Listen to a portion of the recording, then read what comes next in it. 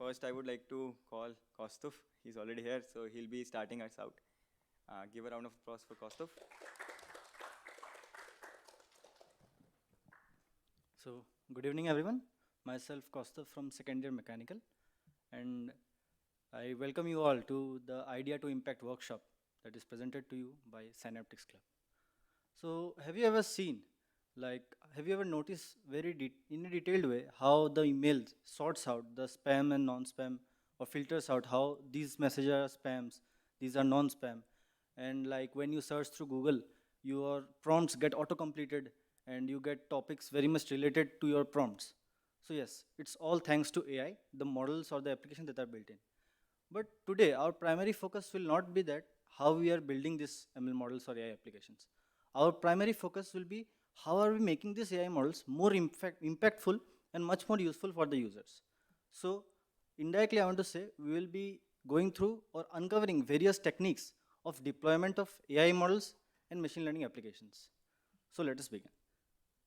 Before moving forward, let me just skim through some basics of what is actually a machine learning model deployment. It is nothing but just to integrate a model with a production environment where it can take an input and get an output. For every user, it becomes very efficient and quick. So the main purpose of deploying our model is that we can make predictions from a trained model available to others, and whether that be users, managements, or other systems. So, as like yesterday we saw the first two parts of the main complete timeline for making an AI application. That was training and validation part. Today we'll be focusing mostly on the deployment part, how we are making the models more impactful. And at last, the last phase is called as the monitoring phase, where we go through minute details, or if you want to make certain changes in our model, we make the certain changes. So now I would like to call Atharva to start with the first technique of deployment. Thank you.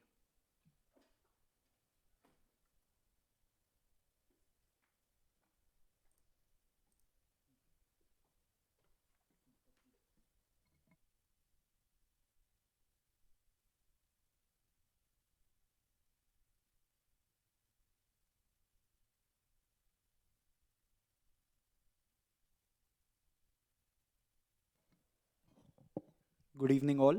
I am Atharva Nanoti. I'm from CSE and I'm a member at the Cynaptics Club. So, as the name suggests, the workshop is Idea to Impact. So, what we want to teach you today is how to go from a simple idea to a final product and how to make a complete project out of a simple idea. So, initially, machine learning can be a bit overwhelming and the maths can be overwhelming, the neural networks, all. If you go into building a model, you'll be frustrated. So we want you to understand that you don't need to go into the depth of neural networks, of machine learning, of the maths to build a simple project. And also you don't need to go into the depth of software development and web development to build an user interface for the model. So let's just talk about a task. Let's talk about license plate detection, or in fact license plate recognition. So what do you think happens? How would we recognize a license plate from a photo? Anyone? Huh? Yeah, using computer vision. Let's go into more of a basic kind of thing. You're sitting, you're watching a video feed or an image. So, and you are asked to note down the number. What goes through your brain? Right. Okay. Correct. Absolutely. So essentially what you are saying is first we need to detect the license plate from the whole image and then read the license plate. So in computer vision, the first part is called object detection. So we use an object detection model to detect a license plate, and then the second part is optical character recognition. It is used to read PDFs and images. So we'll use that model to read the number plate. So the input here will be an image, and as I've mentioned, we need to break the task in two and to use an object detection model to identify the number plate and read the text using OCR. The third step would be to build an UI without web development. Fourth will be to deploy our app, and Kostov has mentioned what is deployment. So yeah, I come to Hugging Face. We need to find a model which is going to identify where the number plate is or perform object detection. So how do we find a model? So Hugging Face is a platform. It hosts various AI models and we can test them online. We don't need to get them on our machine, download the weights and all. It's very useful. You can go through various model, test it with your input, and then select one which matches your requirement. So let's go to that website.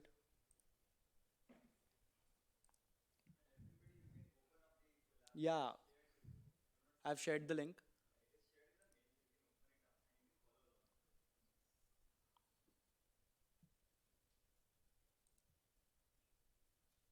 When you are ready, let me know.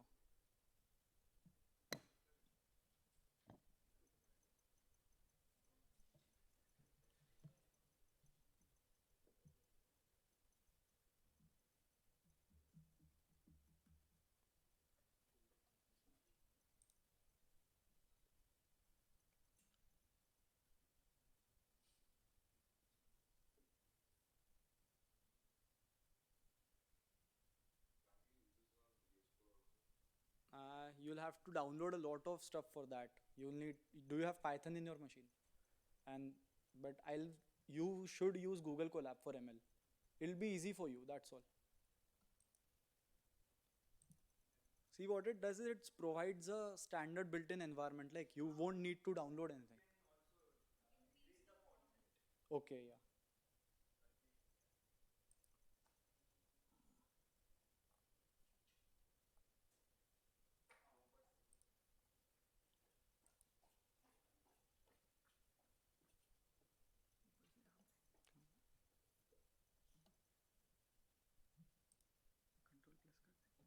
Ah,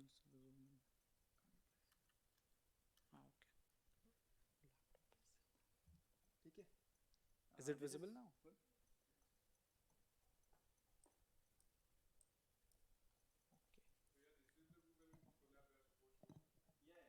Yeah. And you won't be able to edit on that. So there will be an option of copying it to Drive. Do that.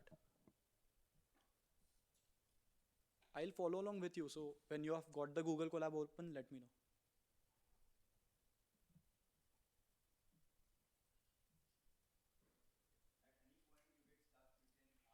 Hmm.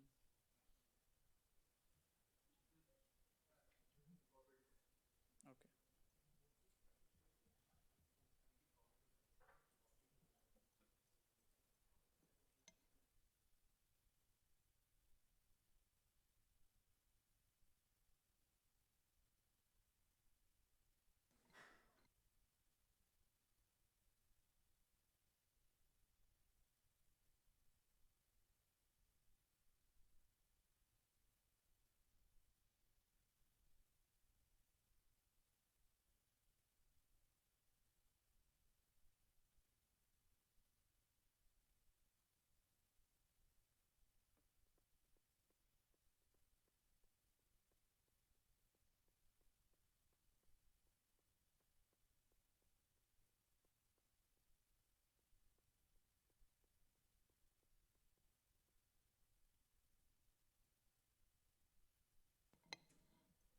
So you've got this. You've got this on your screens, right? Okay. So copy it to Drive.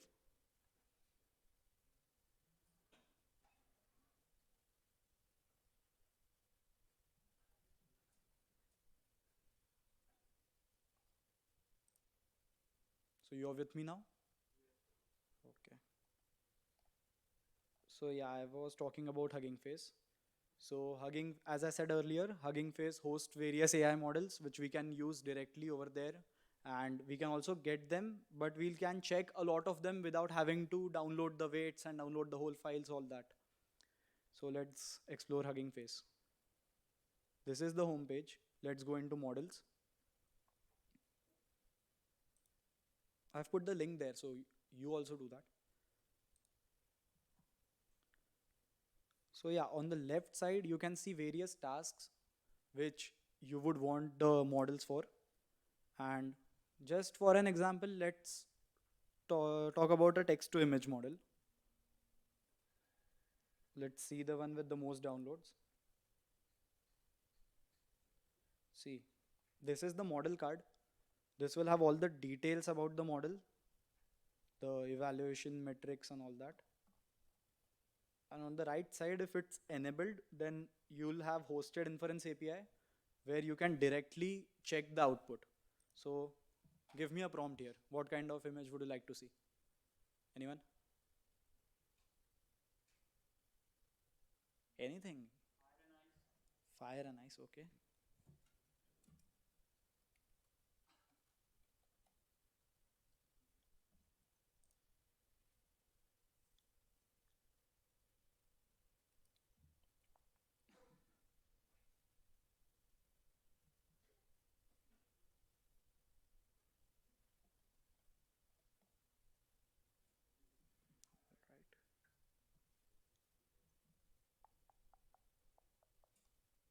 Right. Yeah, so we've got this output.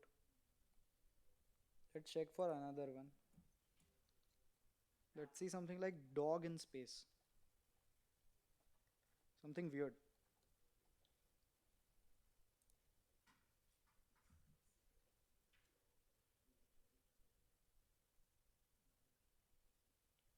See, dog in space. So yeah, this was a text to image model. We don't need that for our purpose. So what model was I using? I was gonna use an object detection model. So let's go to a object detection. Now here you have a lot of object detection models here. Let's filter by name, license plate. Let's search license plate.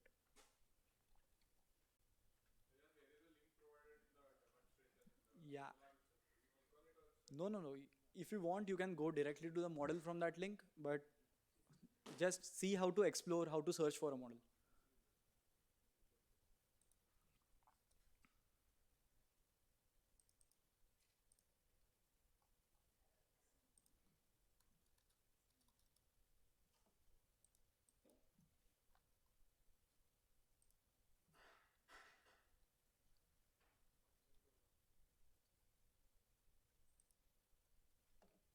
Okay.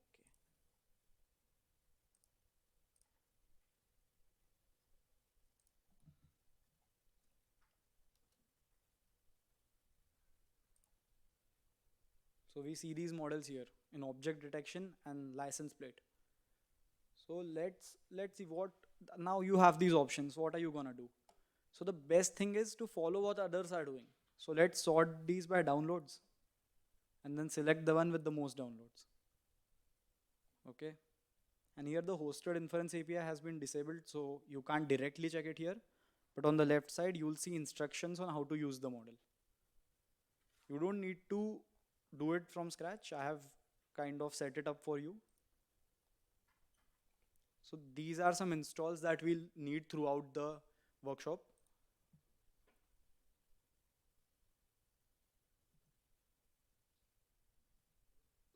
So while this is installing, I'll walk you through what these libraries and modules are. So YOLO is an object detection model. It's called You Only Look Once. It's a very popular object detection model. Gradio is what we'll be using later. Ultralytics is a company which provides various Python modules.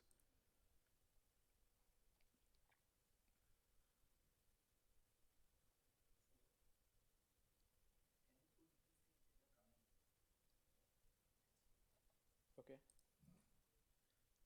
Even if I do it here, you won't get it directly. It's copied. Yeah, yeah, after I'll send you. Yeah, so it's completed. Ah, nice question. So I don't if you don't use this and simply run this, it will run, but it will give you all the output that downloaded this much percent and all that. I don't want to fill up my page here. So that's why I've written that.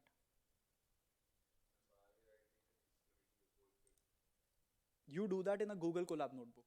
If you were running it on your machine, you wouldn't need that.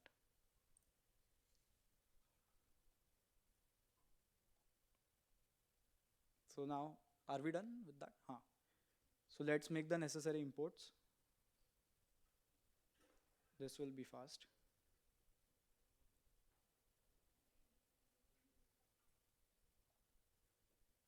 Okay, so we've made the imports. Now we want to load the model. So let's go to the model link. And this was the model.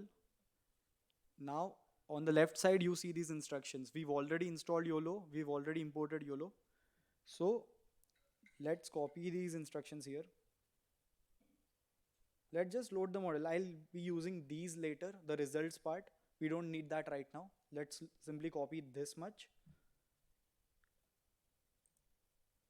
Paste it here. This loads the model and this sets its parameters.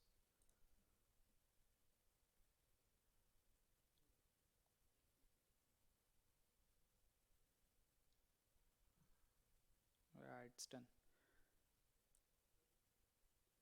So what this model is basically doing, it's not returning us the image with a bounding box or anything.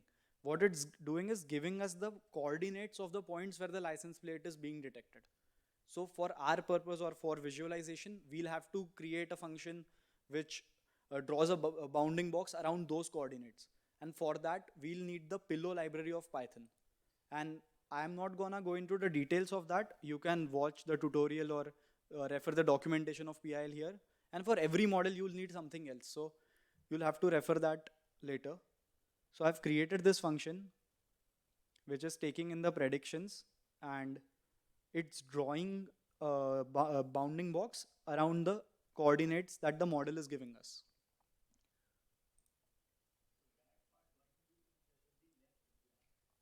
This part. Yeah, so I wanted to show you where to copy the code and all.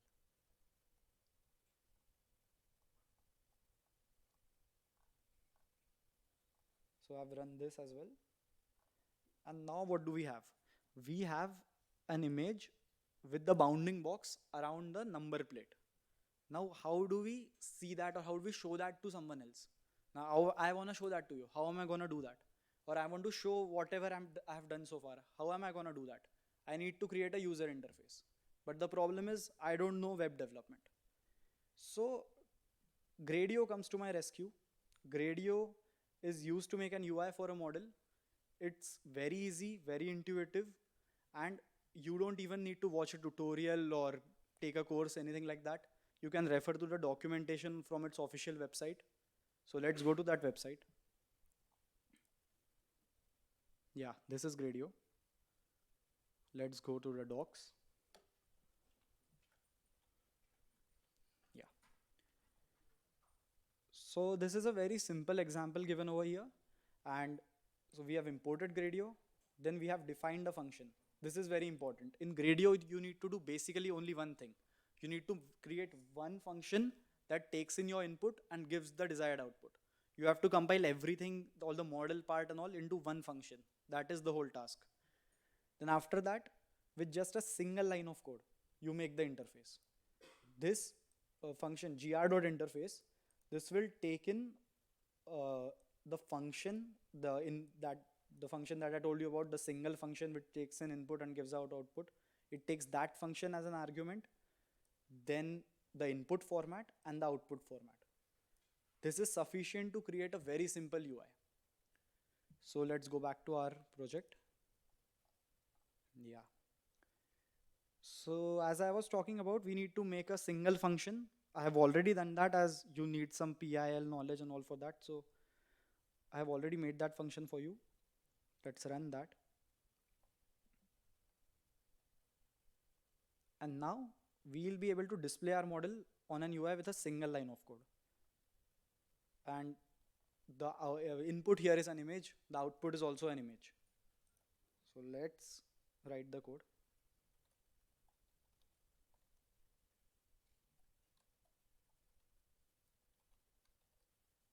What's the first thing? The first thing is the function name. The function is process_image.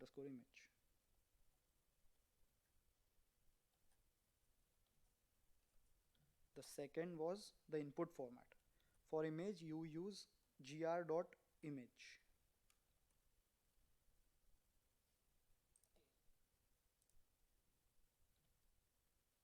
The output format is also gr.image.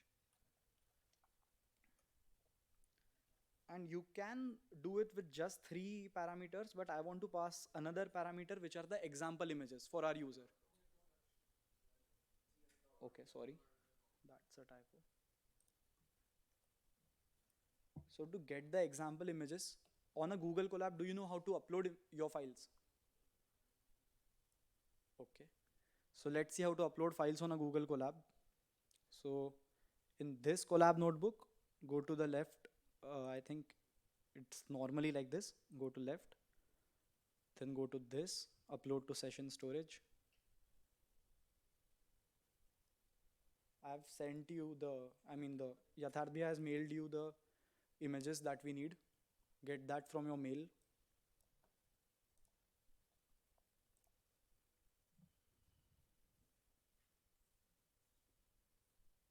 If you have any problems, let me know. Huh?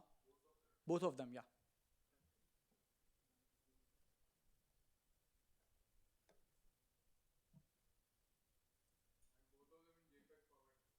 Yeah, yeah.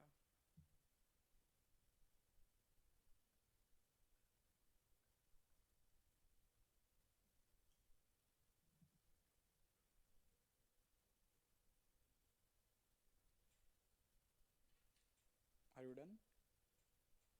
Okay. So I was talking about the fourth parameter, that is the examples.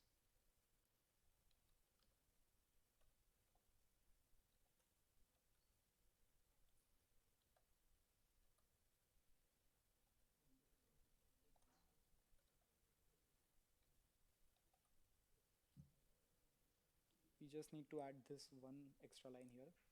Now we run it. Okay. First one is the input format. Second is the output format. Here both are image. Okay, I missed one more thing. You need to use .launch here to actually launch it. And it's a good practice to set the debug to true. That way you will be able to see your errors in the console.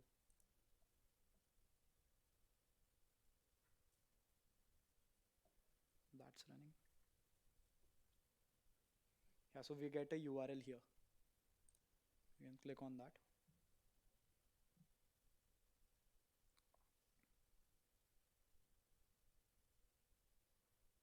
And see, we get this user interface. Now imagine how much coding would it require to make this using HTML, CSS, JavaScript, or whatever else. So we get these examples. Let's select one here. Submit.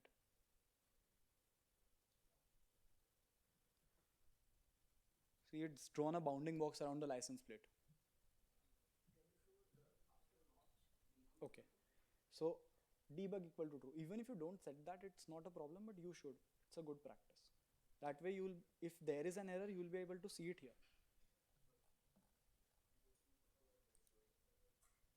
Now do it again.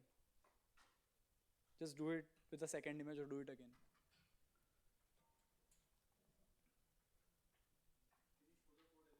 Yeah, yeah,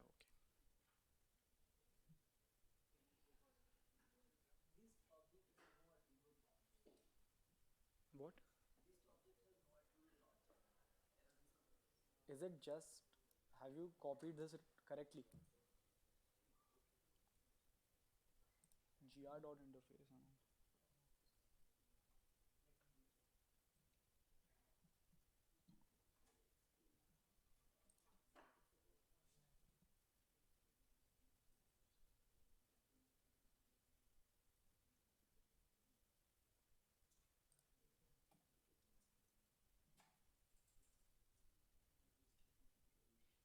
Is it working?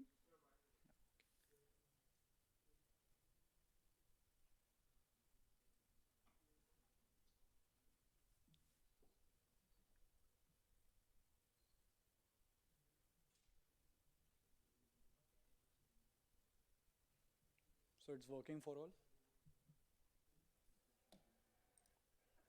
So let's move on. Let's see this and look at the beauty of the model. It has not detected this. This is also quite similar to a license plate to an IY, but the model is pretty fine tuned and it's detecting this. Let's, and to stop it, just stop the cell from running, then we'll continue. Okay, so we have detected the license plate now. What was the next task? The next task was to perform the reading using OCR. So now we need to find the OCR model. So let's go back to Hugging Face.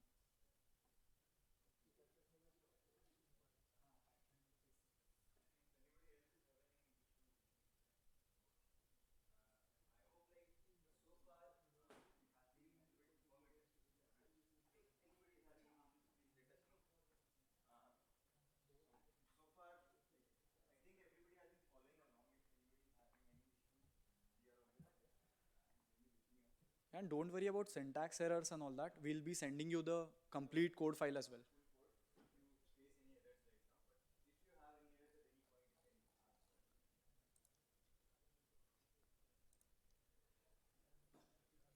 So to find the OCR model, we go back to Hugging Face.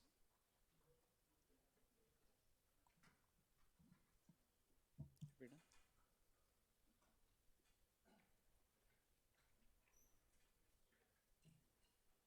Should I proceed? Proceed? Okay. Let's search for OCR. See all the results. Sorted by most downloads. Select the best one. And here the hosted inference API has been turned on. So it's extremely easy to get the model. Go to deploy, use inference API. And here I think you'll need to have your Hugging Face token. Just try and copy this. I think you need to generate your own tokens here. Do you have Hugging Face tokens? दिखा दूंगा.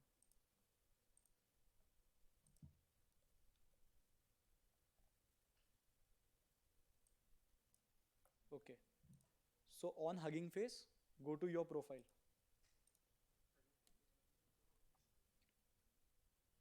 Go to settings. Here access tokens. Here I have an access token.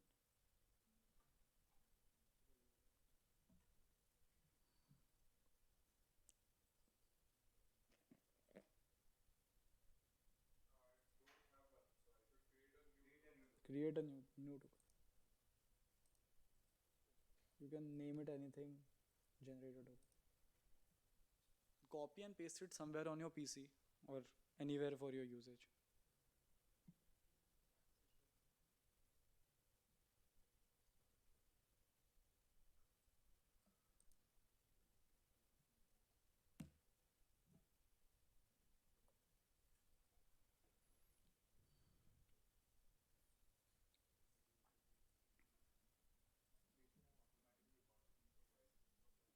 Hmm?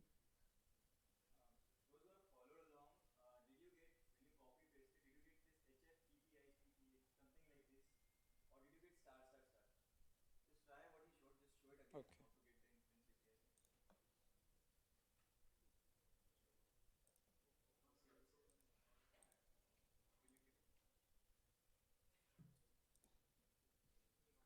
So on the model page, go to deploy, go to inference API, copy this whole thing. You're getting some text, huh? Okay. Yeah.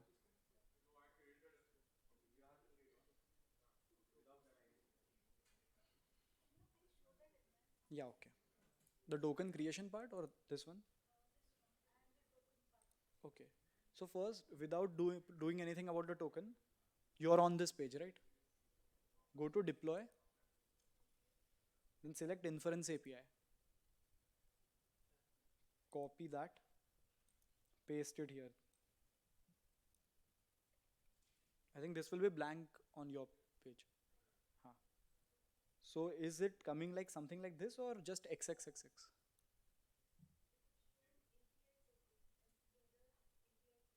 Okay, so you're getting that error. You'll have to create a token. So go to your profile.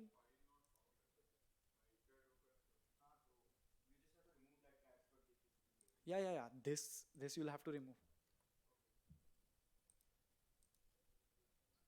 Go to your profile, settings, access tokens. Here create a new token.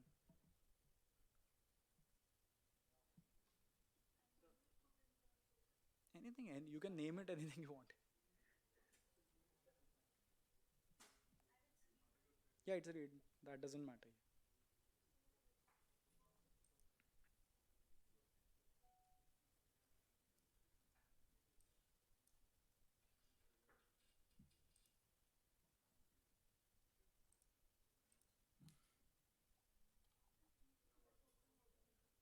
Okay, you have created the token, right?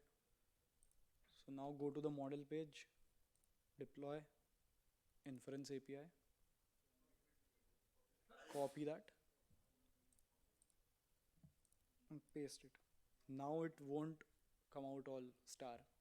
It will come with a token.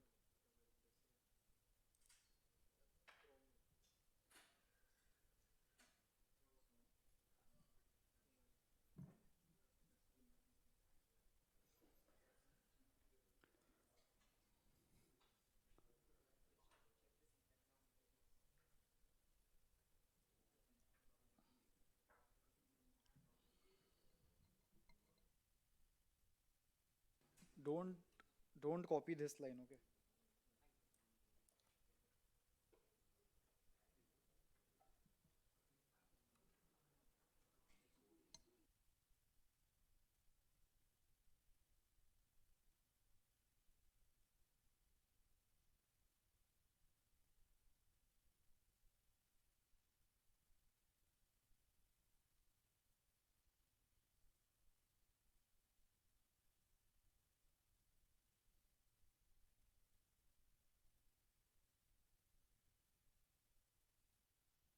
Should I proceed?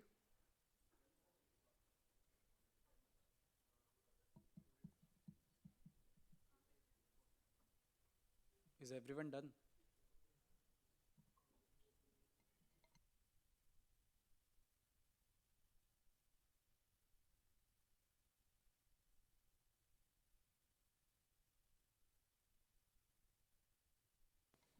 Okay, so I'll proceed. Let's run this. Don't copy the output equal to cat.jpg, that line. So now we have got this model also. So again, I need to define a function which is going to crop the image of the detected license plate.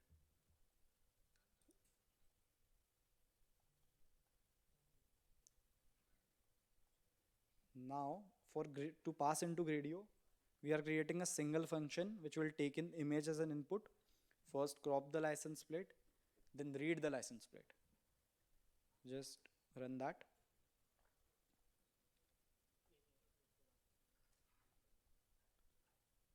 Now let's write the code for interface.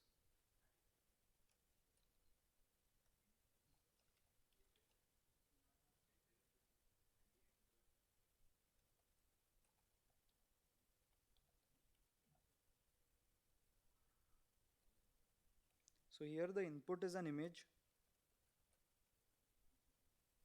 and the output will be text. So this is the syntax for that.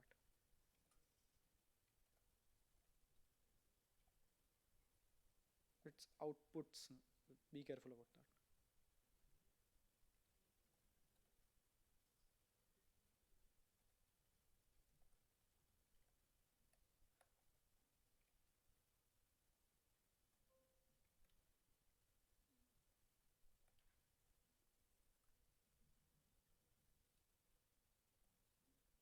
Hmm. Dot launch.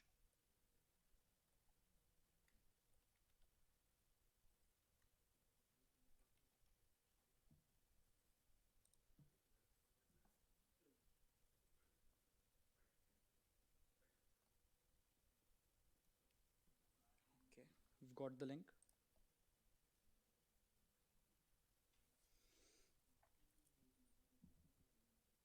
Okay.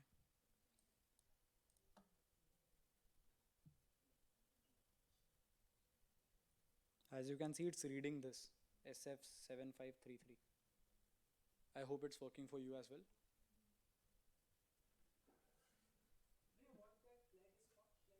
What this flag? Okay. If you're using this for multiple inputs, let's say you're checking how your model is performing, and what you need to identify is what kind of inputs the model is not working. So you'll flag that input here. So, and that's something complex, but you'll need that. That's not necessary just for showing the output. That will be necessary if you're checking your model. Code? What part?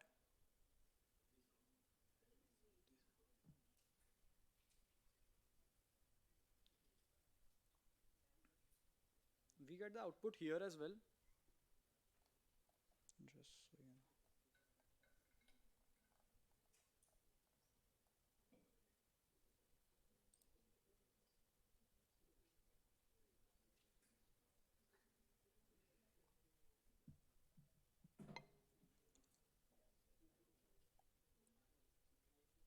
Code.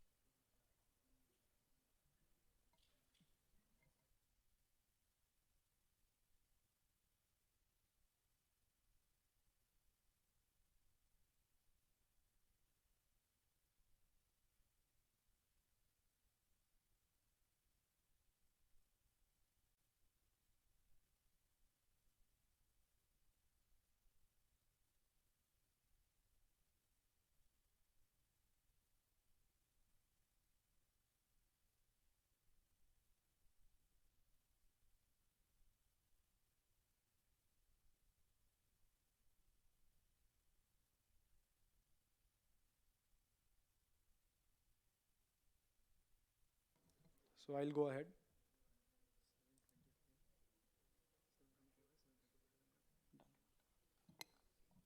So now we've got the UI for our model. Now the next part is deployment. So for deployment, you need a platform, and Spaces provides that platform for you where you can host your ML apps and you can also view other people's ML apps. You can view, you can use. So let's go to Spaces.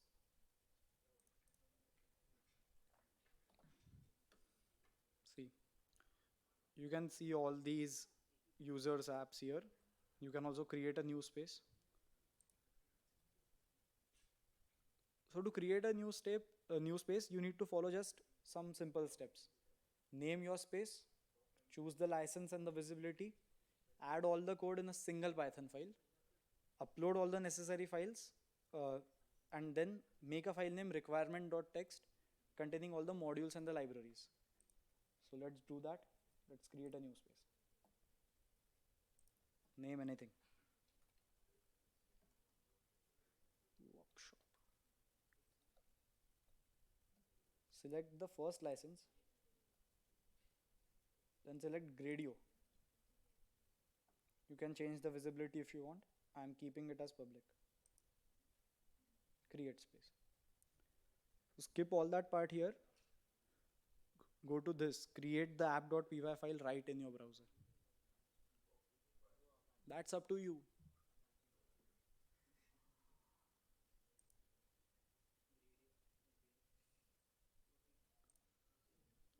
So you'll go to this file, this page, then go to create the app.py right in your browser. Ignore all this. So here you'll need to copy all the code that was here. So it will just be a waste of time for you to do it. So I'll copy the code from my own space.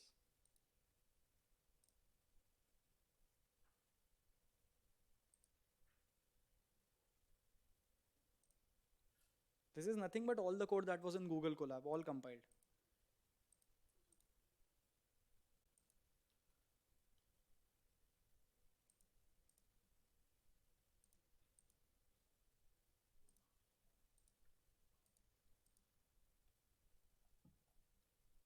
Commit new file to main.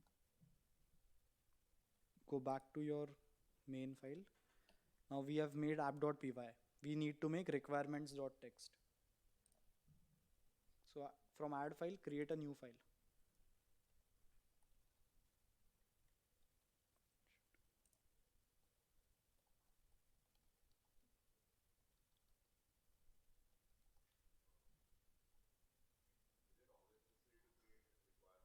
Yeah, that way the machine knows what all the modules and libraries you need to install. So here you need to write down all the installations.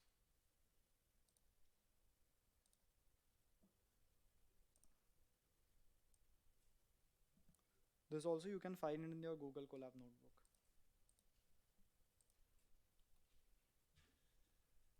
Just see the procedure now. It's okay if you don't follow along. So we have created requirements.txt app.py. We need to add the example images now. So upload files. Okay.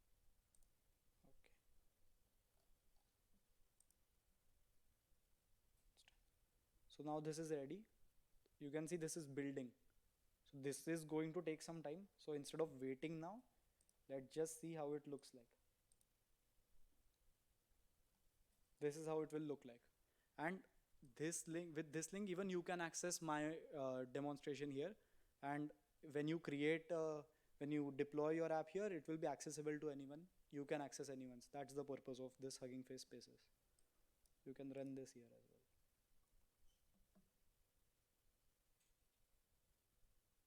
Yeah, it's giving the output. So that was my part, and I hope you learned something, and thank you for your time.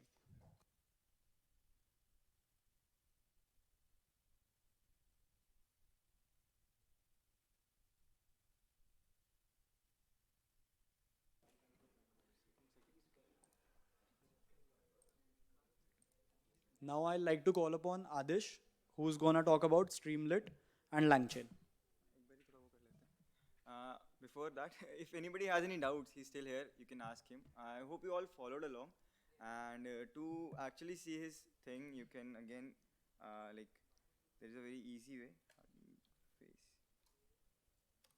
That you can just go here, and when you're creating, you can just do like his was demo 2. So if you search here demo 2, inside the spaces, you'll see this nano t slash demo 2. If you go there, click this, it'll automatically open. So then you'll be if you make this, you'll be able to share your link and anybody will be able to use it. This is one of the sites that will host any of your models. So here we have used something that is on Hugging Face. It could be also not on Hugging Face. It will work. Okay. So now, if anybody has any doubts, you can ask him or me. Mm-hmm.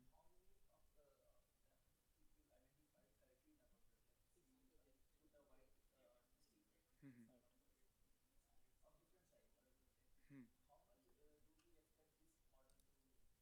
So one of the things that is good about this, so when you're using somebody else's model, so if you use your own model, then obviously you should know these parameters, but you're using somebody else's model. So I think it was called license plate and this one. And if you check, they should have provided models. Do they provide parameters? I think yeah. So they provide that this is one of the evaluation metrics, and they have reported that on the validation set they got 90.988, which is about 98.8% of the time it should be correct according to this validation data set. So you can find out some information, otherwise you'll have to check it out. But I think most of the times these YOLO kind of models are 95% plus accuracy on new data. Anything else?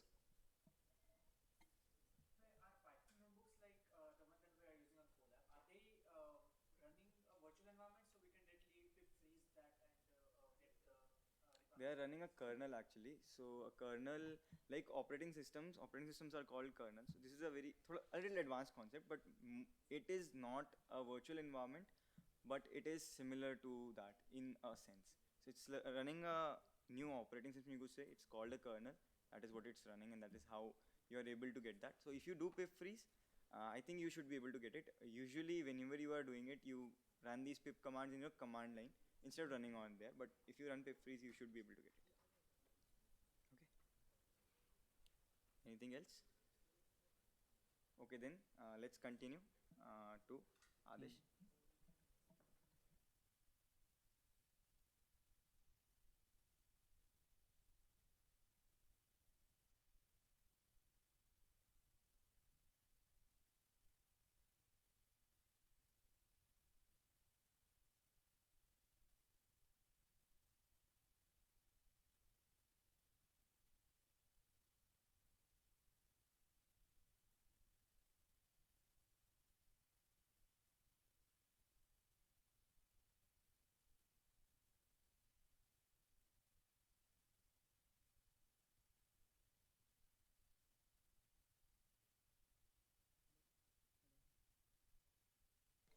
Hello, hello. So my name is Adish Jain and I'm from second year CSE department. And I will ask with a start with a very generic question. How many of you guys use ChatGPT? Yeah, it's a generic question. Everyone uses ChatGPT. I to use ChatGPT, but you know there are some kinds of issue with ChatGPT that I face. Like it's not trained up to till the current data. If you know ChatGPT is trained up to the data of September 2021. That's like 2 years ago. And the second major drawback of ChatGPT that I find is that you cannot upload your own data to ChatGPT.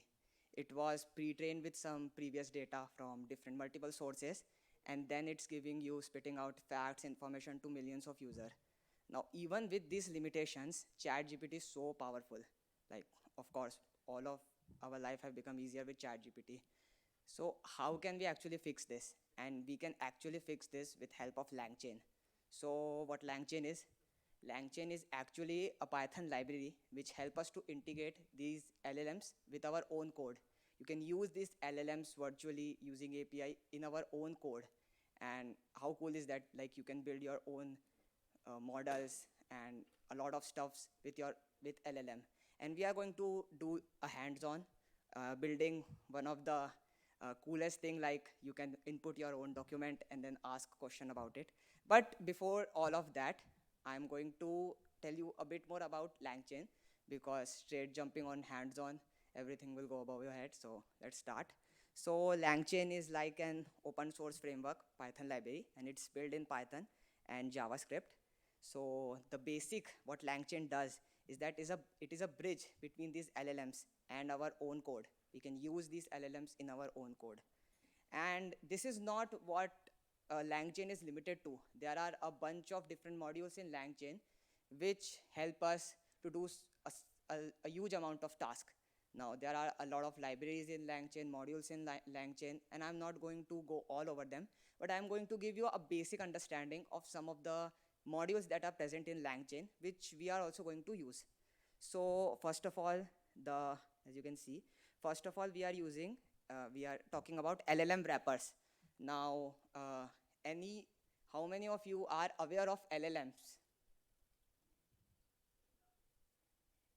I see a lot less hands rising up this time.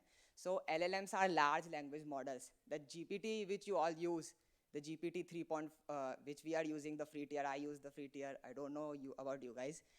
That is built on GPT 3.5. There are a lot of LLMs out there on Hugging Face and a lot of LLMs. So that are large language model.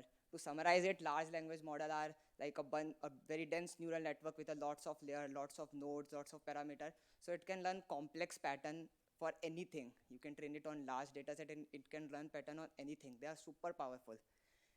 But being super powerful, there are also common disadvantages. They are pretty huge in size. They require a lot of computational power to run. So to rescue us from this, we use the LangChain. So first of all, LLM wrappers. It is a kind of module of LangChain which help us to access these LLMs into our own code.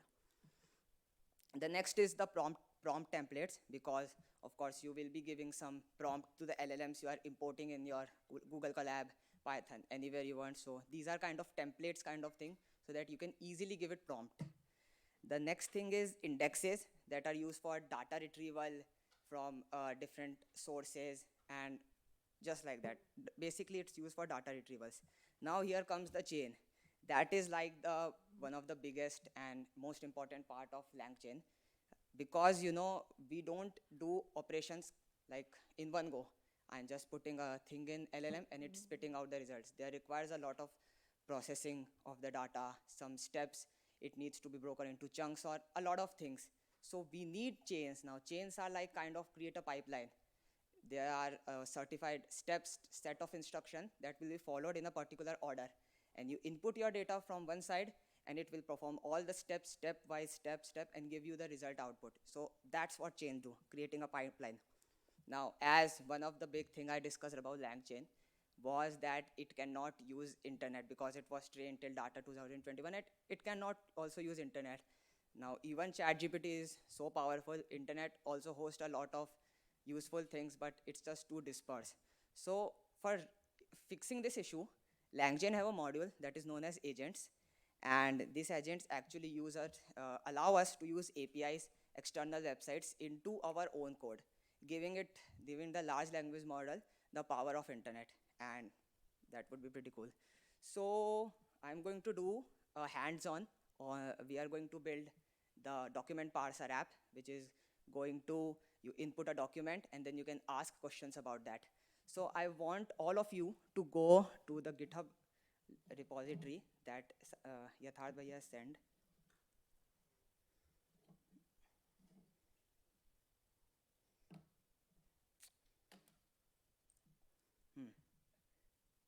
Everyone go to this page. Yes, and now fork it. You will have the option to fork it. Fork it is like creating this repository's own copy, so you can do the work with it.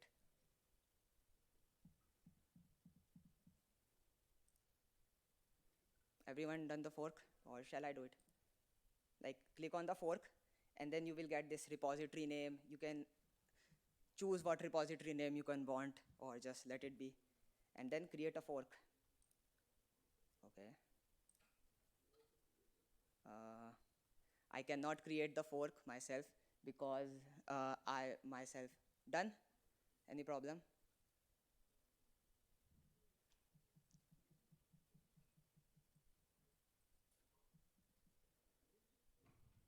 Forked it, everyone? Everyone with me? So just go here and you can see the code spaces. Yes? And run create code spaces, this opening in code spaces.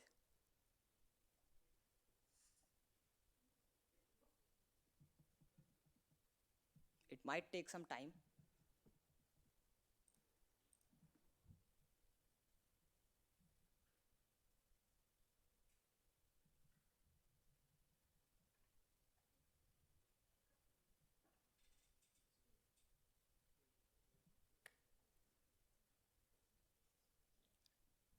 Everyone done?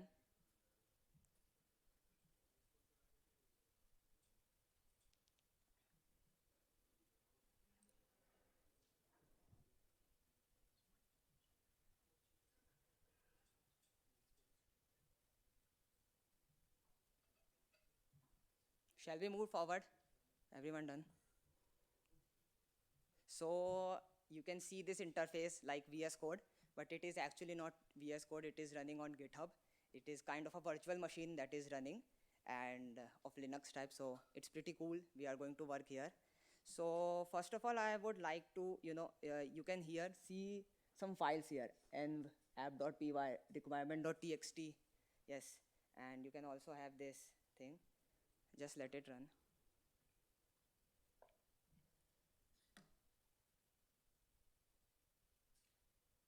So like close the terminal because I guess.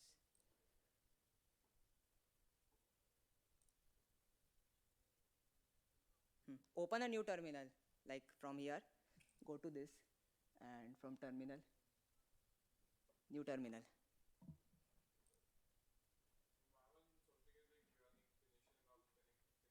Yeah, that's background processes going on because it's not going to cause problem, but you should not have done it. So, okay, okay, that's good. So we have this complete, and just download all the requirements. So we will type.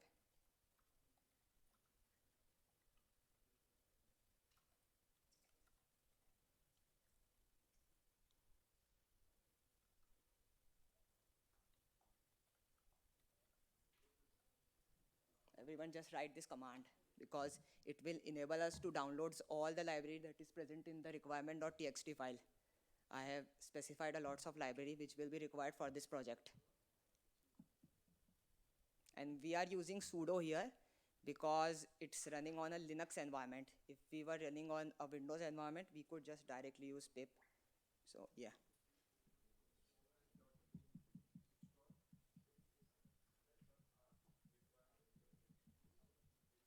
Done. Everyone? It's downloading it. A lot of modules will be downloading. If you if you have done it, so you can just run this command.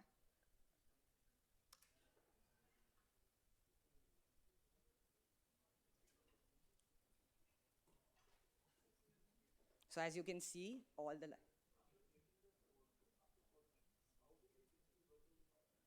after you create the fork, yes, you have created the fork, and you are getting this kind of interface in your, okay. So there is like code, and here is code spaces. You have to click in open in code spaces. You can get there. And as you can see here, all these necessary libraries are being installed.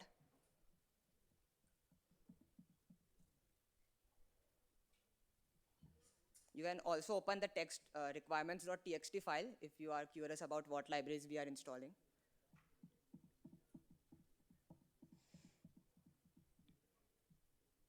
Like we are downloading here Torch, PyTorch, which is a pretty popular deep learning library.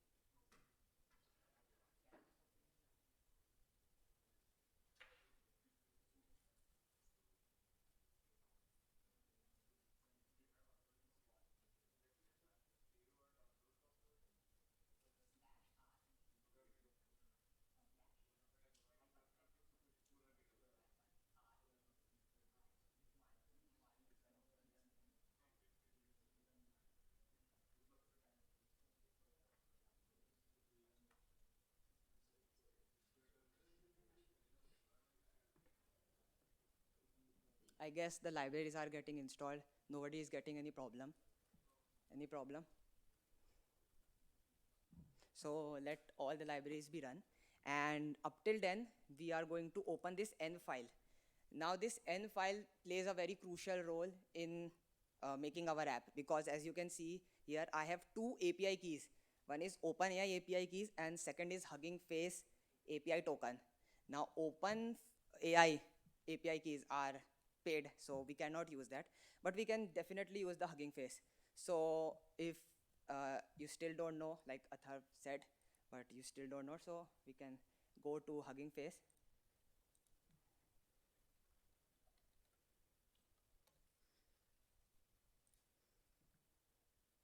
And here we can go to settings. Everyone with me? You can create access token, and you can create your own token if you want. Like I will create a new token. So let's create.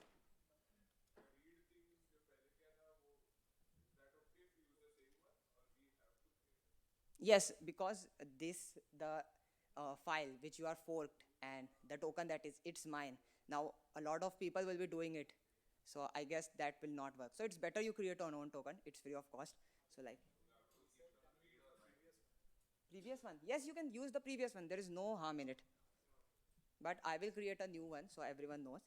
So you can generate a token and like you can copy it and paste it in here in double inverted commas. This. Everyone.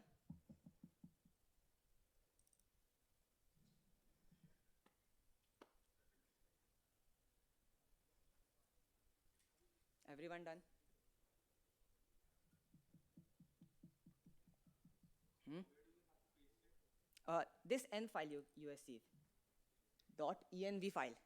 When you have forked my original GitHub repository and you have opened it in code spaces, here is you can see there are n file app.py, html, templates.py, and requirements.txt. So I have opened the .env file and here open AI key and Hugging Face API token. So you have to copy it, replace it in the Hugging Face API token. Use double inverted commas.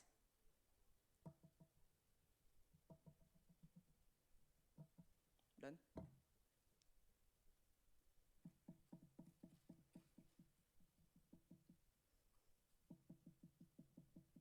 From here, everyone getting?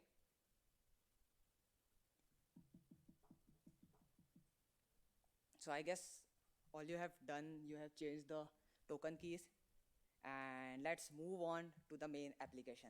So when you open the app, you can see I have written a bunch of stuffs right here. Now, if I want, I can actually write the whole code I can make you write whole code from scratch, but it will consume a lot of time, and there are a lot of part of the code which is about Streamlit. Oh, I forgot to tell about Streamlit.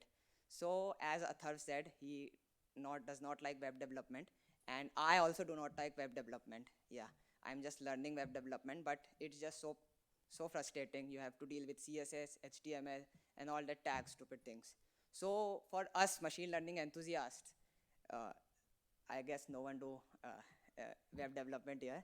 If anyone do, don't get offended, okay? So yeah, for us machine learning people, we use Streamlit. So Streamlit is also another Python library which help us to create good looking UI, basic UI, but they work very good. Pretty good functional. You can deploy models on them, work with it, and it's pretty good here. Like there is no problem. Simple basic code. You don't have to watch any tutorials, anything, but it's pretty good. So there is some part of Streamlit also here, and that thing is like I don't seem necessary to go through all the Streamlit part because it's just blank coding. So we are going to see, like I have imported all the files here for Streamlit. Then .env load .env file. This is, as you can see here, this file help us to import .env, help us to access that file. We have the PyPDF and different kind of LangChain modules, as we have discussed earlier. LangChain modules. A lot of LangChain modules are here. Like you can see LLMs, you can see chains, you can see vector stores, and we are going to talk about vector stores when we are going to write the function. Now let's write some code. I have also like hashtag here using Hugging Face. You can also integrate that token into your own file, but it's preferable that you make your .env file. It's better. So first let me give you the description of problem. So we have to actually, what we have to do is that we have to input a PDF file, and then we have to ask questions to the LLM according to it. So the PDF file first need to be pre-processed.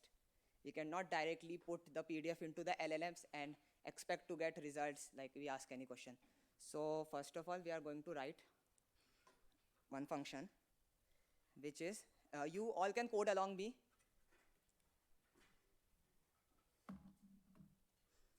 So you all can code along me.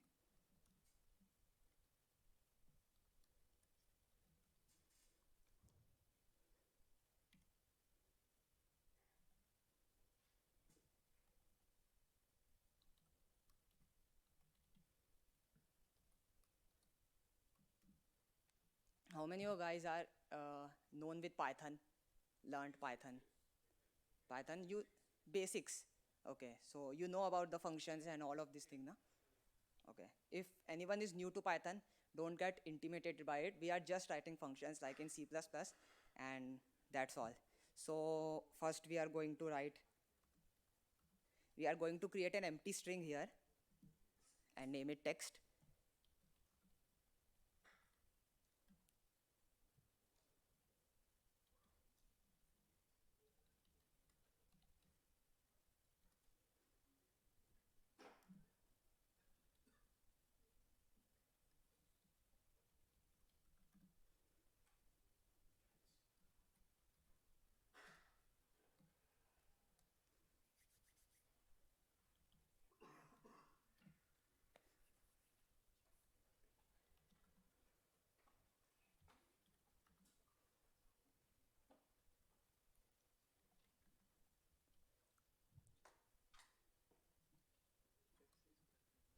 Hmm?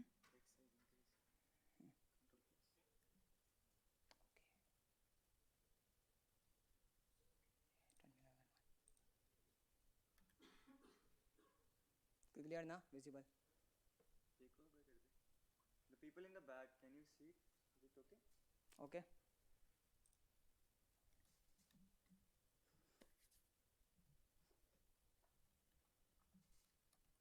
Now I am actually writing from my reference because I have not memorized all the functions. So you can get it.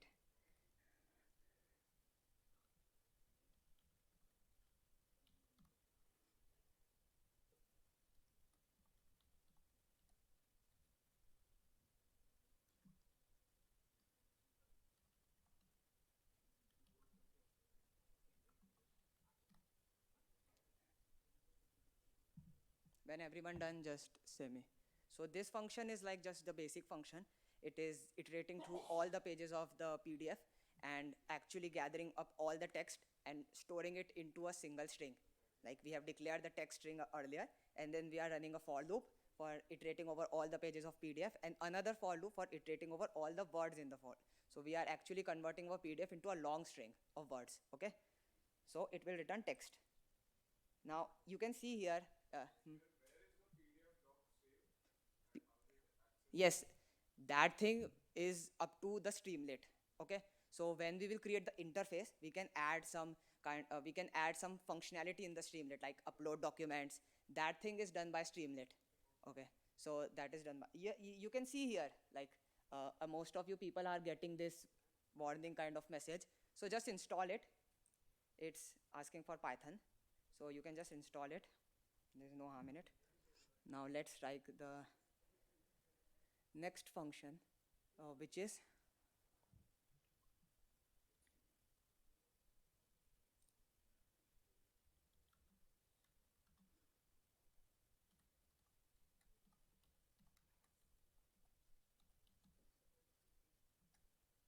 now, as you can see here, it will again recommend you to install this extension.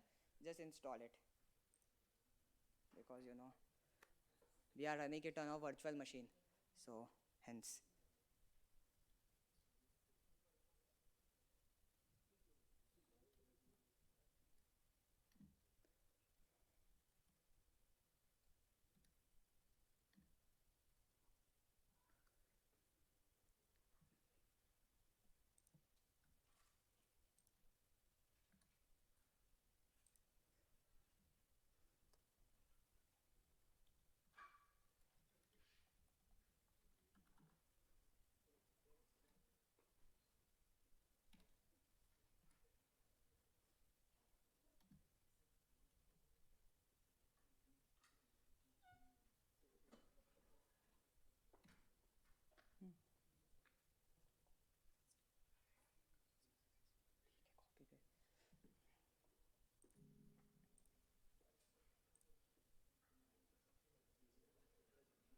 Wait a minute, just 2 minutes.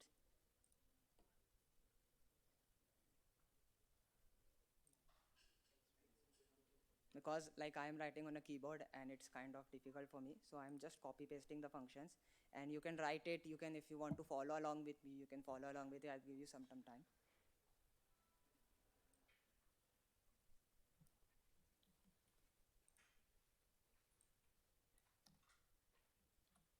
So yes, this function appeared. Okay, so this function is actually getting the text chunks. Yes, we are actually inputting the text into this function, And what is it's doing, it's actually breaking that whole text into small chunks. Now, why would we break it at the first place when we make it into a whole string? So the next function will actually explain it.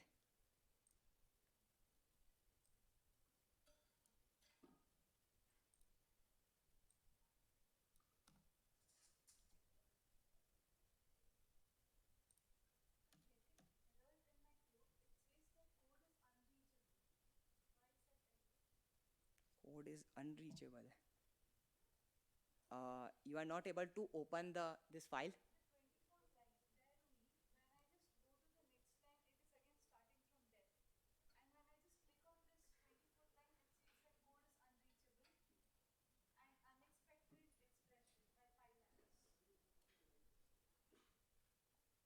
Okay, Costo will see. So yes, that was pretty straightforward. Now we are going to move on to the arguably the most important function that is going to do all the text. Okay, blunder. So this is the function get vector store. Okay, so it is taking the text chunk and generating embeddings from it. Now I don't guess a lot of you have known about embeddings. So what are embeddings? So the purpose of actually segregating our text into chunks was to make embeddings from it. Now embeddings, you can just think of it as a vector, use dimension vector, specifically 384 dimension vector, and it is used to access, like we are going to input a document in it, okay? So we are going to access the data from it. So that vector which is generated, uh, if two vectors are similar, what parameter do we use? Like to check how two vectors are similar, because vector don't have length. So to check if two vectors are similar, what do we use? Anyone? Like angle between or anything? Right? So we use the like cosine thing. Okay, so to check if two vectors are close or matching to each other. So if like they are kind close to each other, two vectors are very close to each other, they have a cosine value another, and that's like it's just used for matching. So we are actually using the Hugging Face instructor embedding model, instructor XL. Now this is also model that is picked from Hugging Face, and its name is instructor XL. And then we are using FAS to generate the embeddings from it, and then we are storing the embeddings in the model. Storing, just making vectors.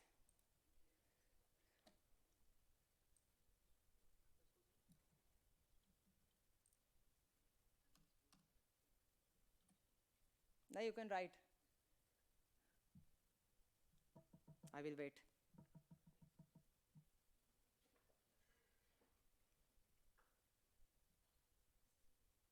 If you have any doubts regarding to any function, because these four main functions are the basis of the entire program.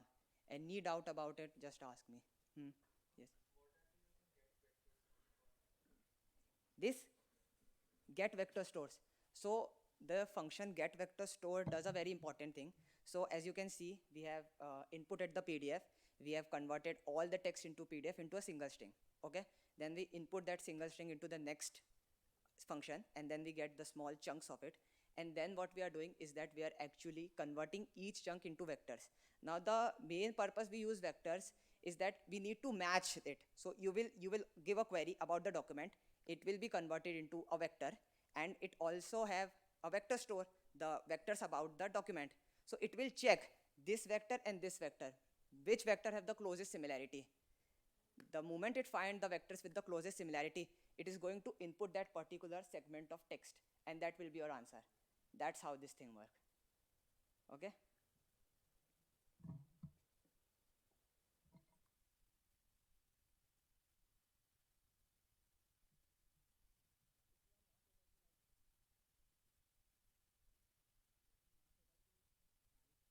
Fast. So you can go to my ID. This is my ID. You can go here. Everyone, you can go here and just go here. and you can go to the repositories section, and then you can find the Streamlit app, this particular repository, okay? So here the Streamlit app, it is the complete app which we have. Like here you can see, it's the complete app with all the functions in it, everything done. You can use it for a reference because I guess we have some time constraints also. So it's better you copy from it or. Hmm? Okay. So after you have go to my GitHub account, go to the repositories part, okay? And then you will find the Streamlit app, this repository. When you open this repository, you can find a lot of files. Here, just click on the app.py file. This is the complete code. If you want to build your own document parcel, like we are building it, so you can do it. You can copy it. Till then, I guess we're going to run it.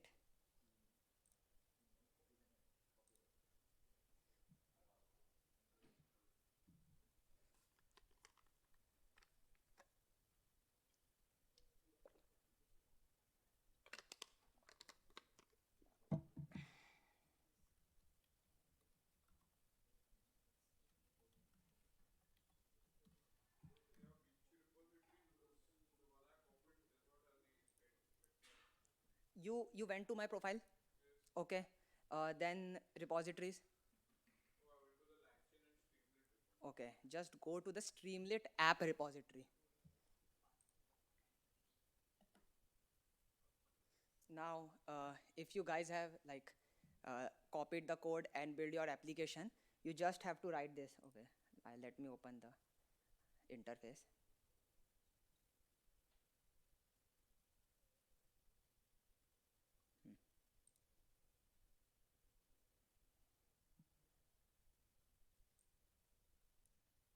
Everyone just copy the important 4 functions, and if you have doubt in any functions, just ask me.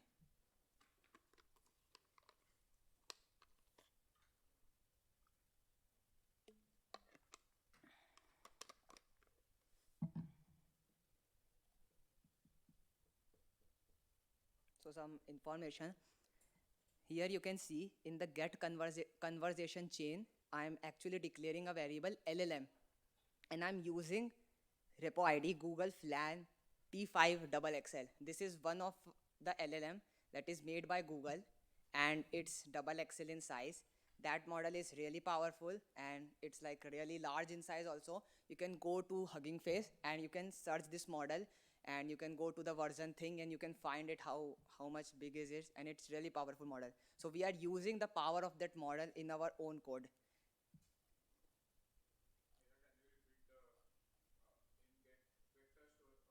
Okay. So FAISS is actually a library. Okay, it's actually a module of the LangChain. Okay, so its basic purpose is that the chunks we have got, it generates it into the vectors. Each chunk will have a specific amount of size, and then it will convert each chunk into vectors.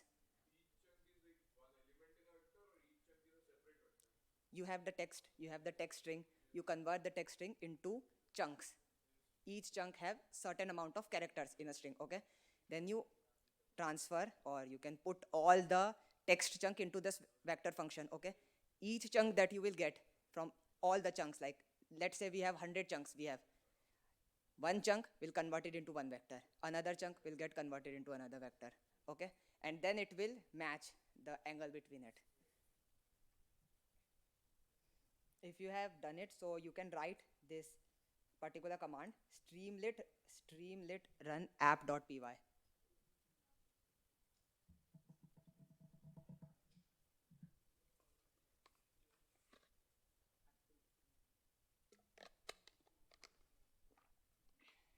In terminal, okay.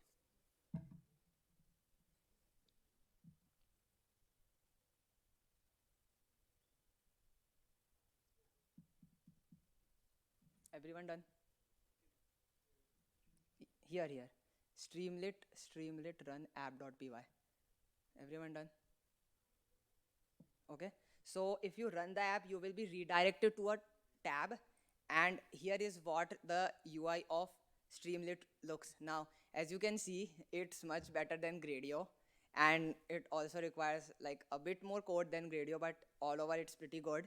You can see here drag and drop files of size limit 200 MB per file. You can drag any PDF you want, and then you can process it, and then it will take some time to process because of course the larger the PDF it, the larger the text it will have, and the larger the chunks it will get, the larger the vectors embeddings will be, and it will take some time, but eventually it will work.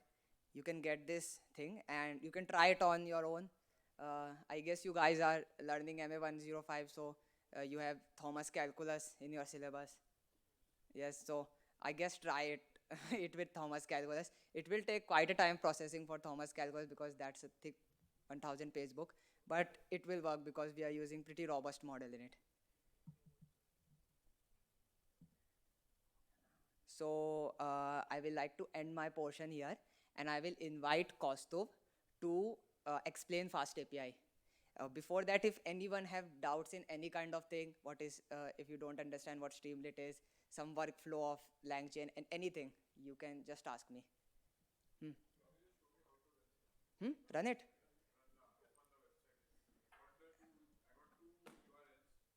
Okay, so if you get two URLs, you can get the URL. Okay, so you can just and control click and just open it. Okay, you were asking. Hmm?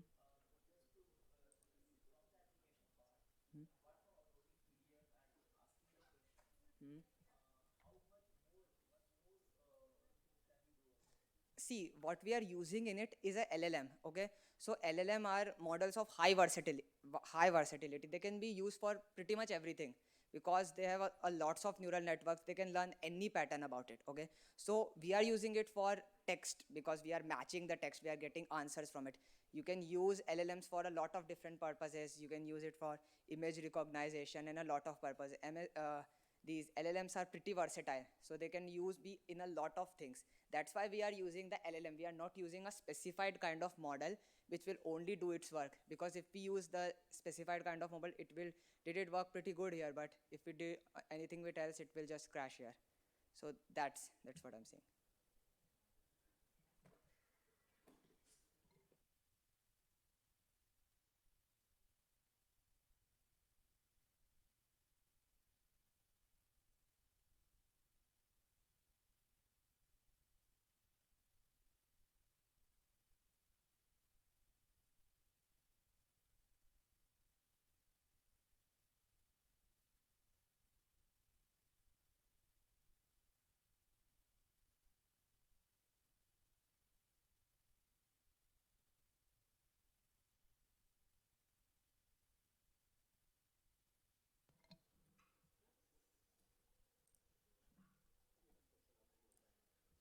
Hello everyone.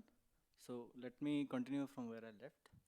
So now we saw how we use Hugging Face models, how we deploy them, and we saw LangChain as well as Streamlit, how do we use them. Now we'll be seeing the third deployment technique, that is known as the Fast API. As the name suggests, Fast API. API stands for Application Programming Interface. So let me go you in brief with an example. What is exactly a Fast API? Suppose you have an AI model or an AI application called as BrainyBot that predicts whether it will rain tomorrow or not based on the past data it has been trained on. So, if we want to let other people use the BrainyBot's prediction without having to understand all the complicated details and the complex stuff inside it, it might be difficult for them to use. So, we need a special passage between the user and the complex model. So, this passage is known as building an API.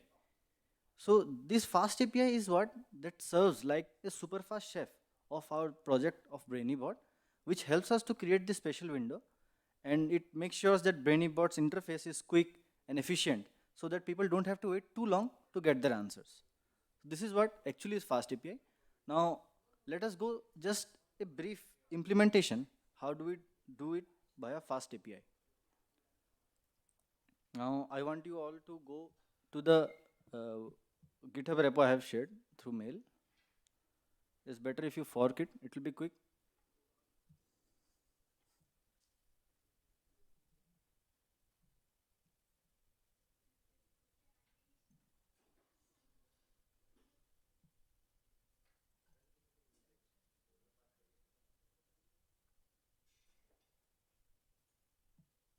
If it's done, you can let me know.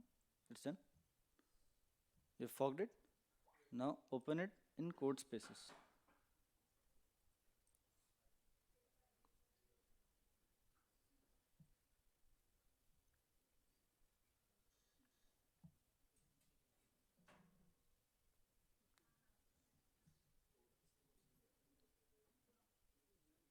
It might take some time to load.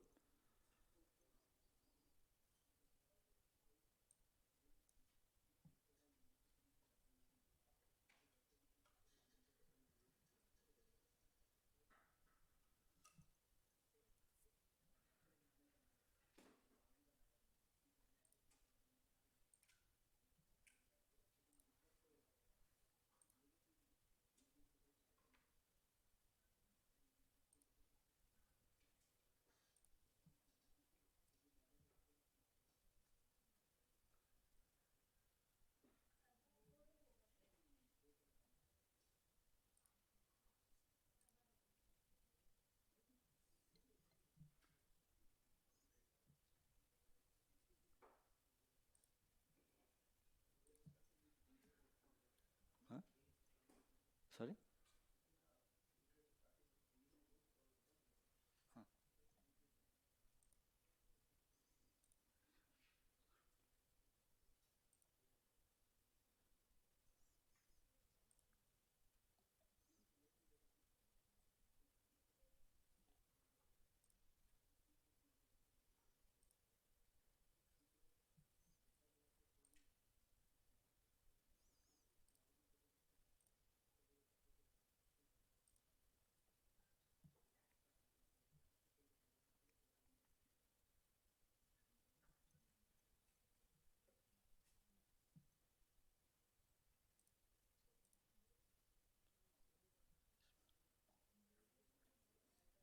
जो changes किए थे, पहले वो आने हैं।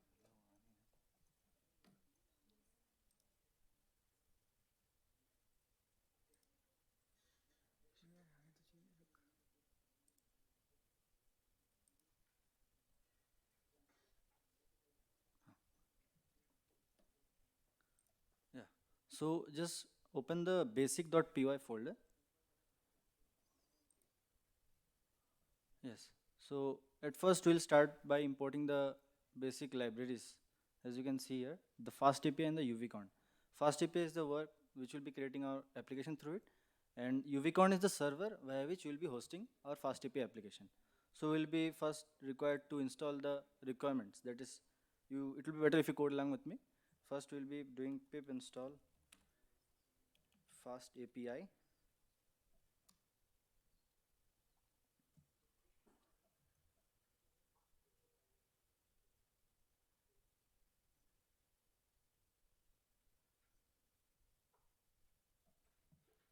Followed by pip install UVCon. That is the server we will be working on.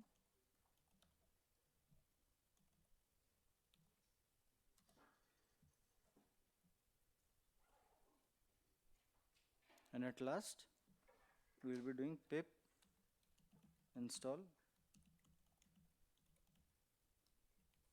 gradio underscore client.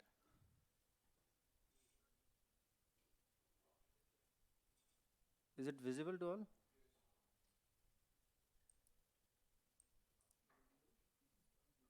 Underscore client.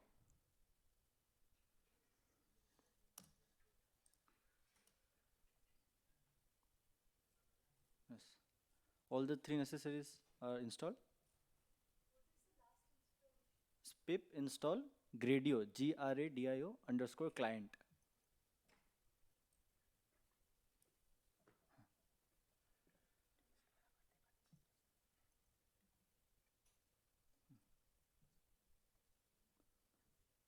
So now the first part which I have commented out, you can uncomment it via control and slash. So I have created the subclass of fast API and assigned it to the variable called app, as you can see. So the next step is we will be using a decorator function. Decorator function is nothing, but here we are using the get decorator. Get decorator handles the get request whenever we make request at the server. Whenever the user tries to access the root URL of our application, the function defined under it will be called. Here the function defined under it is message, winter is coming John. So this will be displayed whenever the root URL of the application has been called. So at last we'll be running this on the UVCon server, binding it to a host and a port. So go to the terminal. Is it visible? So we'll be typing it Python, name of the file, that is basic.py, and we will be moving forward. As you can see, it is written UVCon running on this server. So just control click on that file and you will be proceeding to a web page.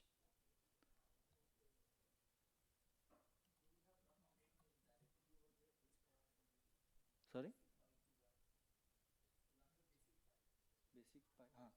Python space basic.py, name of the file.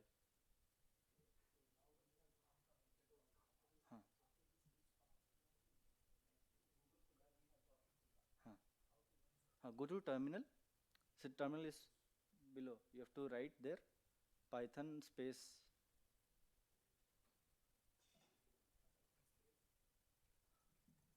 name of the file.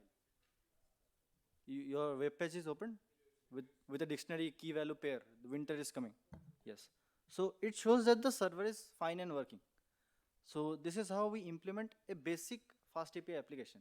Now our motive is how shall we deploy any ML model or an AI application via fast API.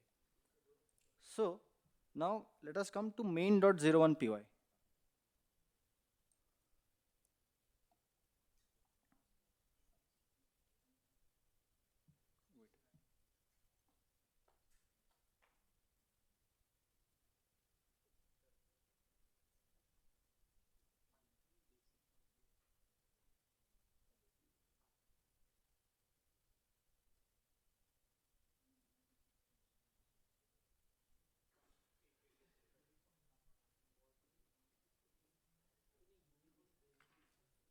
Yeah.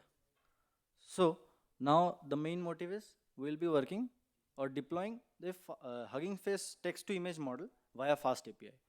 So we begin by importing the necessary libraries, as you can see here. That is fast API, the file response, which will be used to display the response on the fast API application. Then the UVCon, which is the server we are using, and Gradio client. This client I will be explaining it to you when we code further. So as we saw earlier, our first step will be creating the subclass of fast API and assigning to a variable called app. Then we have defined the get decorator. So whenever the server will be running, it will be returning working. That means the server is working. Now, basically in between we need the code or the model where we have to put in our prompt, and the prompt will run through the model and will return the generated image and will be displayed on the fast API application. So where shall we get? We have to write a certain function of that. So now I request you to go to the bp.py folder, and there is a function where I will explain it to you. As you can see, in that folder, in that file, you can see a function has been written which is named as generate image, which takes in the prompt in the format of text. The next is the client feature. Now here, client feature does nothing. As we saw, as Atharva explained, we can access models through Hugging Space. So here we are accessing the model through an API endpoint. So this is the model. You can control click on the model and check the model we are using. This is the model that we are using from Hugging Space. There is the lightweight text to image model, and we are accessing it through API endpoints. So basically what it does is takes the prompt from the user, and the prompt goes to this AI compressed model, and the model returns the image, and this image is returned by the function to be displayed on the fast API application. So I copy this code or the function from BP folder, and paste it on the main.01 folder that we are running on currently.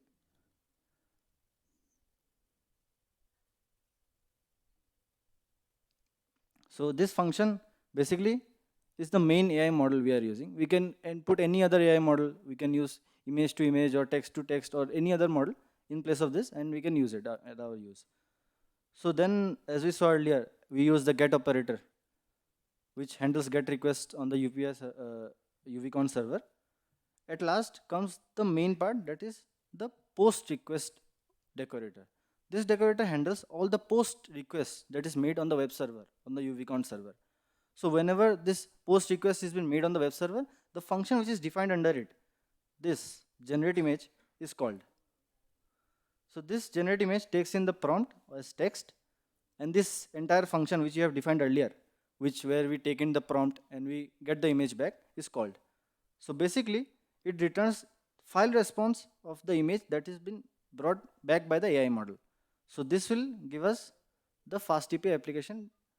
The image will be displayed on the server itself. So we'll be running it on the host file via UVCon binding it to a host and the port. So I request you to go to the terminal.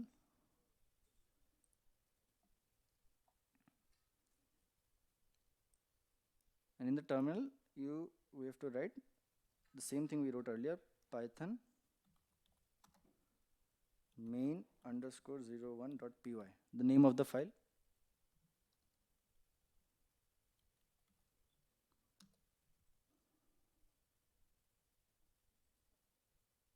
Okay, just a second. Okay, you have to shut it down once. Just close the previous file we have opened.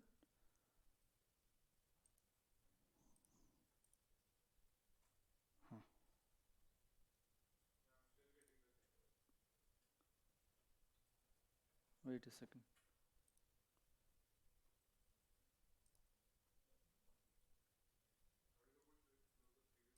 You have to close the previous terminal.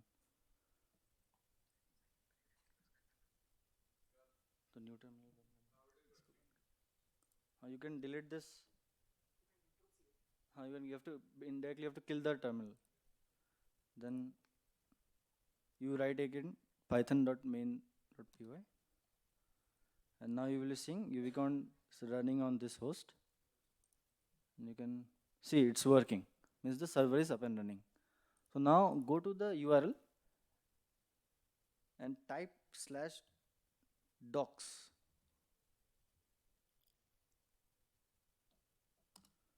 Will be corresponding to the main fast API application where the model has been deployed. It's fine with everyone? So we'll be posting a request as we saw earlier, and we'll be trying to give a prompt. As it is text to image model, just a random prompts you can give.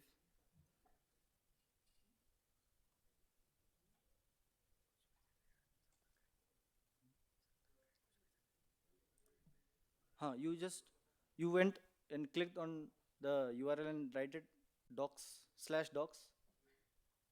Then you press enter. This web page should open.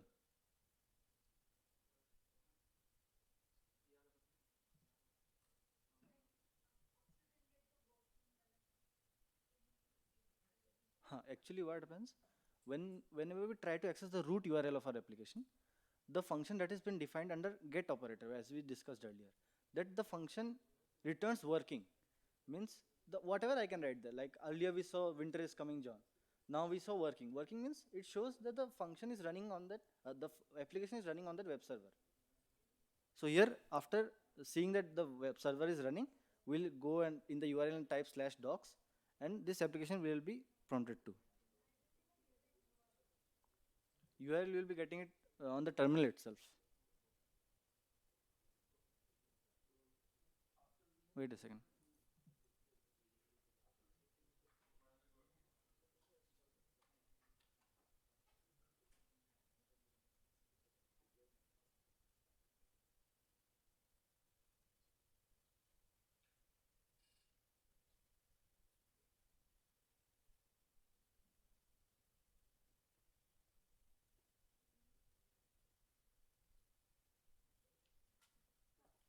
if anybody has any other doubts, you can also ask right now. Uh-huh. Terminal, you should have Python space main01.py. You should also close the older terminal so that, so mainly what this, all the code that we have written so far, what it's doing is can be broken down into two main parts. First, you have a function like we saw in the Gradio and Hugging Face part. You will have a function that goes from inputs to outputs. So it will go from prompt to image. Whatever goes inside the function is your business. Whatever kind of model you have, same kind of function you have. Then you are going to map that function to an endpoint. Now, what is exactly an endpoint? It's about taking something on your machine and expressing it, exposing it to the world. So that is what we have done in this part. And then you just say that, okay, let's expose it and let's start. That's about it. Any other questions you can ask him as well. So last part, as you saw, we went to the main fast API application which we have deployed our model into. So you can give any prompt. Suppose any negative prompts, any underwater desert, suppose.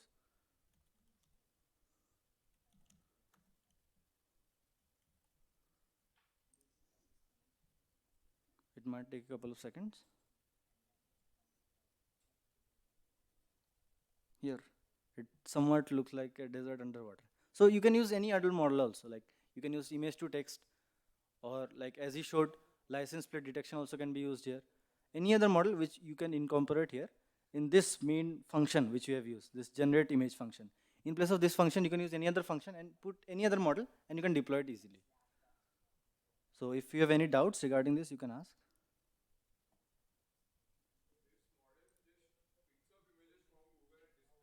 No, it's like, it's a generative model.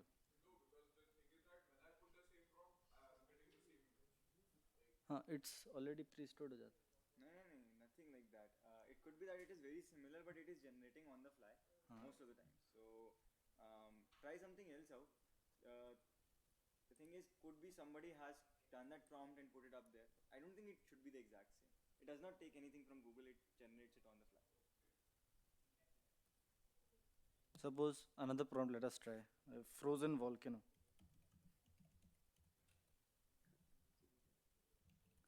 देख.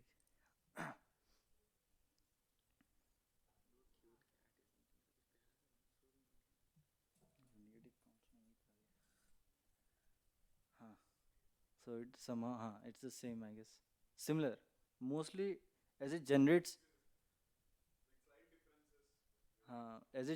means the concept behind it is the same, but the models are slight, the images generated are slight different every time you make. Now you're also.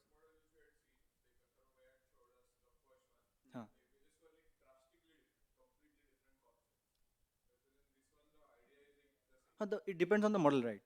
So I have here, as I told you, I have used this lightweight text to image generator model. He used some other high size model which gives. There is also the concept of a seed. So all these models, they have some randomness going on inside them. Here in this session where they have done a very fixed seed. So the randomness is fixed. It's kind of counterintuitive, but that is a concept in programming that will learn that you can seed a randomness and then you will be able to generate, because computers cannot actually truly generate random numbers. So here it is fixed, there it was not. So you were getting different things, here you are getting the same thing because the seed is fixed. So any other questions?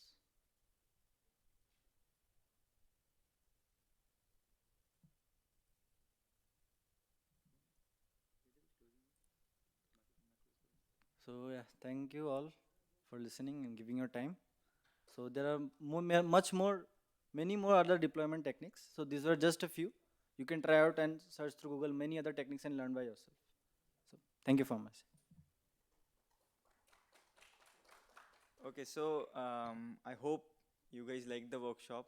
However many could stay till the end. Like I promised, I think we have not exceeded 2 hours. We are just under 2 hours because we started a little late. So mainly today's workshop was focusing upon taking your model that you have made or somebody else's model and then building a product on top of it. So there were 3 ways, and I'll just briefly go over what they signify. The first one, Hugging Face plus Gradio. I typically use that when somebody comes up to me, hey, I need a quick prototype for your project. This is a project, I need to build it, and give me a quick prototype. So Hugging Face plus Gradio is the best for it. You quickly deploy your model onto Hugging Face, and then you put it up using Gradio, and you deploy it on a space, show it to anybody. Show it to potential investors or anybody. That is the first for prototyping. Second, LangChain plus Fast API, LangChain plus Streamlit. So Streamlit is, I would say, much more capable, but has a lot more coding involved. That's why we didn't go through it a lot more. But if you go through it, you should be able to read it. Just read the documentation, you should be able to understand. So LangChain allows you to harness the power of the large language models. You can put in your own model, or you can use in the API like he used the OpenAI API. And you can build cool things like he showed a document parsing and document reading LLM. You can also do internet browsing. You can also do a lot more things. Like you can create your own functions that will run and a lot more. So that is with LangChain and Streamlit. So if you're building something for LLMs, something for natural language, you would use that. Third part is Fast API. Fast API is commonly used when you are doing a full-fledged website. So let's say you are doing a proper website. You won't be making that using Gradio or Streamlit. You want a commercial website. You'll be doing it in React or something using JavaScript and CSS. So for that, you will do your backend of the ML model in Python, and to expose your Python models to that front-end website that you've done in some other tech stack, you will be using this Fast API. So you've kind of gone through the 3 stages of your project even. First you will do a prototype, then you will do something more official, and then at the end you will have something that is completely production ready. So if you were doing this on a server and you just expose this, you will have some more tools where you will be able to expose these ports. Then somebody else would be able to connect through your IP address and the port and would be able to run these generate. So one of the best parts with Fast API is you get this UI for free. So when you're testing your API, other things like Flask, they do not provide something like this. So you will have to use Postman or something. It's much easier to use, and it's very fast to build. Like just adding Fast API was 2-3 lines. You just import it, call it, and just use this decorator, and it's done. So that these are the 3 things that we covered today. I hope you all got to learn something and are going to take away something from this workshop. I hope it was informative and concise.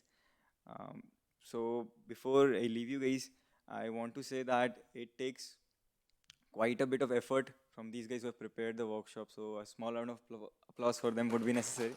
Thank you. So if you like this workshop, please do come for our next workshops that will have in a couple of months. You can also find our older workshops. We'll be uploading these recordings onto YouTube. So if you want to know how to create your own chat GPT and everything, we took those workshops a couple months ago. Go there, check those out. They will be going through, like a lot of people asked me today, ki, this is about deployment. How do we create our own models? So we showed how to create our own chat GPT in that workshop and covered the basics of NLP. You can go through that. Obviously, we'll be doing new workshops as well. You can also follow us on Instagram. You will see the projects that we do, the competitions that we hold. In fact, we have a competition going on right now that we also have an induction challenge. So if you want to get inducted, you can participate in competition. For the first year, I would say that you can also wait. We'll have another induction specific for the first years in a couple of months. But if you're really interested in joining and if you don't mind learning, I think you have exams, so focus on them, but we'll have another inductions for you. But for other people, we have inductions going on right now, and you can participate in the challenge, and yeah, you can get inducted in the club. So thank you everybody for coming. I hope from the next time onwards, we'll see a lot more people. We'll be trying to follow this and learning from your feedback. So we'll have also a feedback form. Please do provide your feedback after the workshop. We'd love to have it. Thank you everyone for coming. See you next time.